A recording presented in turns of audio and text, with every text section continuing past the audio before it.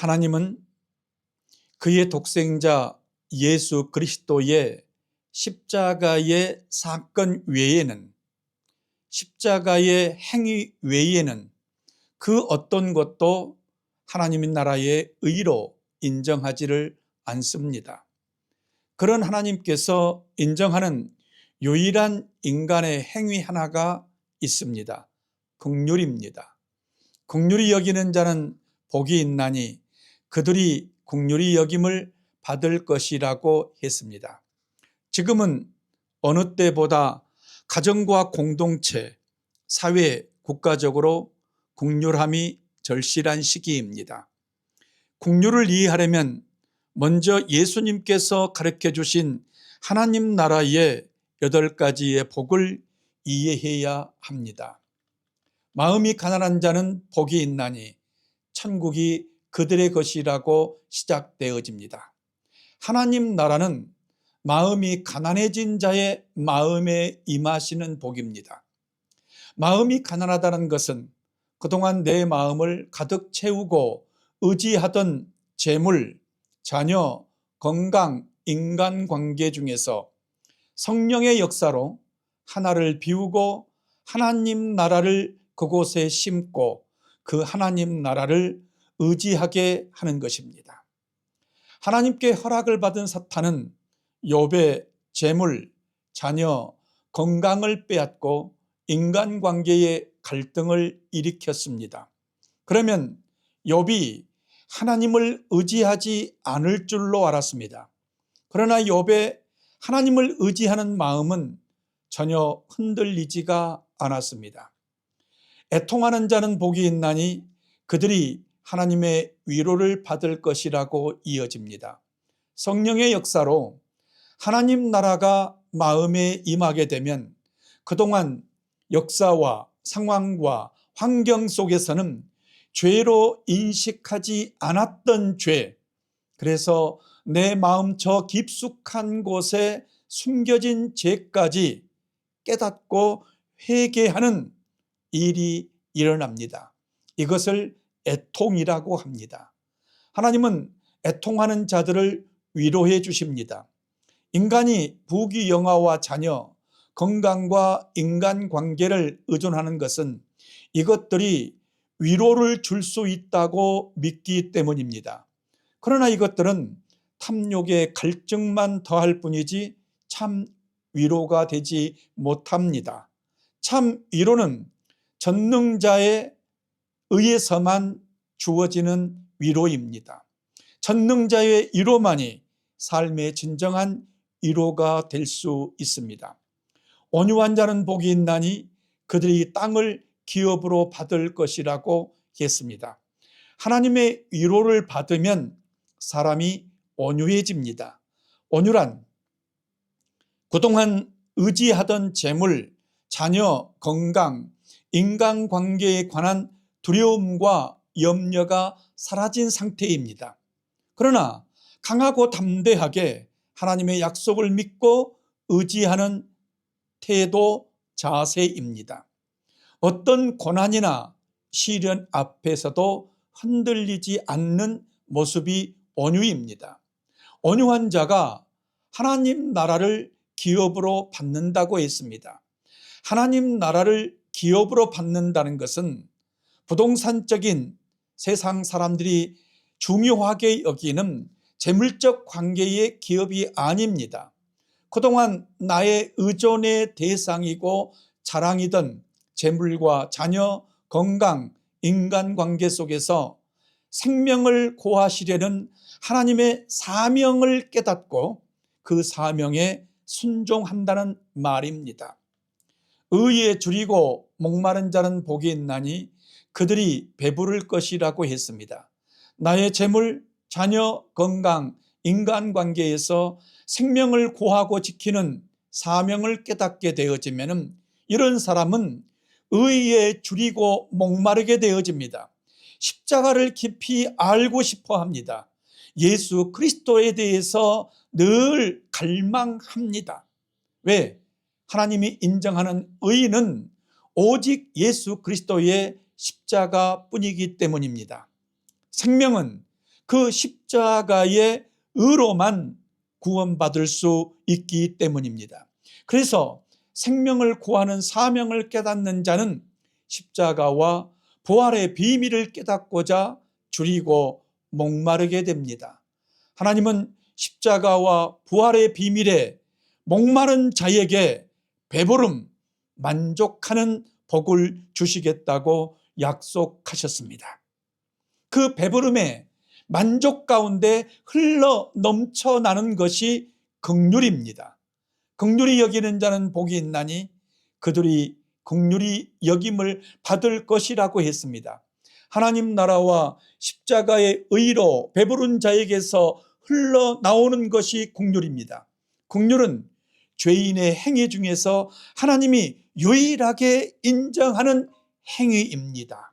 긍휼이란 마음과 목숨과 힘과 뜻을 다하여 여호와 하나님을 사랑하고 그 하나님께서 사랑하는 내 이웃을 내 몸과 같이 사랑하는 것입니다. 하나님을 사랑한다는 것은 그가 하신 일, 창조, 용서, 구원, 재림이 믿어져서 하나님이 사랑하는 그 이웃을 나도 하나님처럼 사랑하게 되는 것입니다. 하나님의 사랑의 대상, 그래서 우리가 사랑하고 긍휼히 여겨야 할 이웃은 누구일까요? 그들은 강도 만난 자이고 그 강도 만난 자가 나의 오른뺨을 칠 정도로 가까이에 있고 나를 고소할 정도로 서로 거래가 있었으며 나에게 속옷을 빌린 만큼 친근하고 나에게 2km만 같이 걷자고 부탁할 만큼 다정한 사이의 사람들입니다. 이웃을 긍휼히 여긴다는 것은 강도 만난 자를 치료해 주고 그 비용까지 책임져 주겠다는 것입니다. 오른뺨을 치는 자에게 왼쪽 뺨마저 돌려대 주는 것이고 나를 고소하여 내 속옷을 가지려는 사람에게 겉옷까지도 내주는 것이며 나더러 억지를 2km를 가자고 하면 4km까지 가주는 것이 긍휼입니다. 달라는 사람에게는 주는 것이고 꾸려는 사람을 물리치지 않는 것입니다. 긍휼은 하나님의 공평하신 사랑임을 깨닫고 인정하는 것입니다. 하나님은 악한 자나 선한 자에게나 똑같이 해를 비추시고 의로운 자나 불의한 자에게 똑같이 비를 내려주신다고 하셨습니다. 자기를 사랑하는 자만 사랑한다면 이방인과 다를 바가 무엇이냐고 물었습니다.